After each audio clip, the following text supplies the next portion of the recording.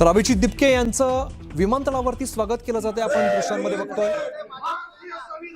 छत्रपती संभाजीनगरच्या विमानतळावरती अभिजित दिपके हे आता आलेले आहेत आणि त्यांचं जोरदार स्वागत केलं जातंय, सत्कार केला जातोय।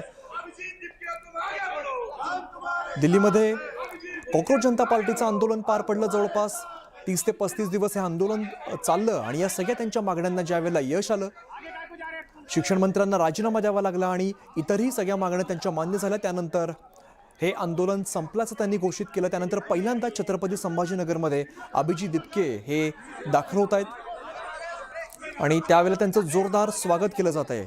कार्यकर्त्यांची सुद्धा मोठी गर्दी आहे, स्थानिकांची मोठी गर्दी आहे।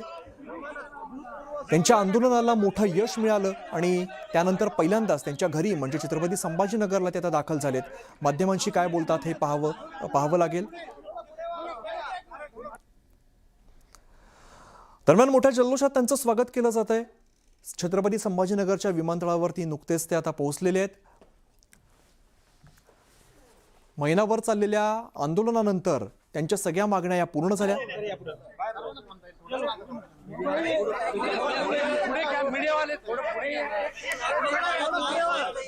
खरं तर आंदोलनाच्या काळातच त्यांना टायफॉइडची लागण झाली होती।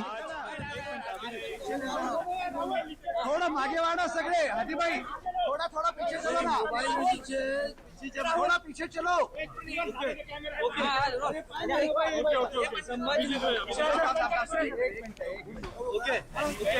आज 40 दिवसानंतर, जवळपास 40 दिवसानंतर आणि एका लंब्या संघर्षानंतर मी माझ्या घरी आलो, याचा मला खूप आनंद आहे। आज जेव्हापासून इंडियामध्ये वापस आलो होतो तेव्हापासून आंदोलन चालू होते, आधी वेगळ्या वेगळ्या राज्यात चालू होते, नंतर मागच्या 36 दिवसापासून जंतर मंतरवर आम्ही बसलेलो होतो आणि त्या मेहनतीला कुठे ना कुठे यश आले। देशातल्या सगळ्या विद्यार्थ्यांचा विजय झालेला आहे, त्याबद्दल खूप आनंद आहे। आणि आज जवळपास 40 दिवसानंतर घरी येतोय, आईवडिलांना भेटतोय, याचा मला खूप आनंद आहे।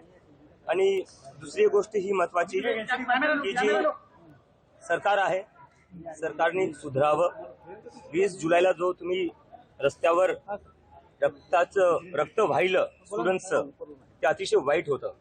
तुमचं तेवढं रक्तही जर वाहून मन भरलं नसेल, त्यामुळे तुम्ही स्टुडंट्सला अजून पण तंग करताय का? वेगळ्या वेगळ्या राज्यात मी बघतोय भरपूर स्टुडंट्सला पोलीस घरी जाऊन तंग करते, अरेस्टच्या धमक्या देते, डिटेनच्या धमक्या देते।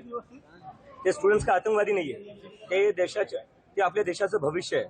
आपल्या देशाच्या भविष्याला जर या सरकारला असंच तंग करायचं असेल तर ह्या स्टुडंट्सने आता फक्त धर्मेंद्र प्रधानचा राजीनामा घेतलाय। उद्या जाऊन ते सरकारी बदलतील जर ही सरकार आता लाईनीवर आली नाही तर। धन्यवाद। पार्लियामेंट में अभी बिल पास हो गया।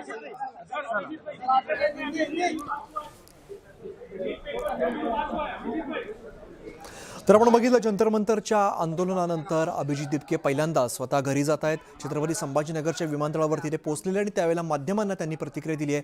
अजून सुद्धा काही विद्यार्थ्यांना त्रास दिला जातो असा आरोप त्यांनी केला।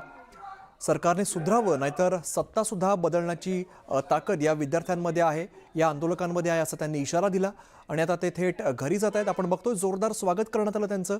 छत्रपती संभाजीनगरच्या विमानतळावरती त्यांचं आगमन झालेलं आहे।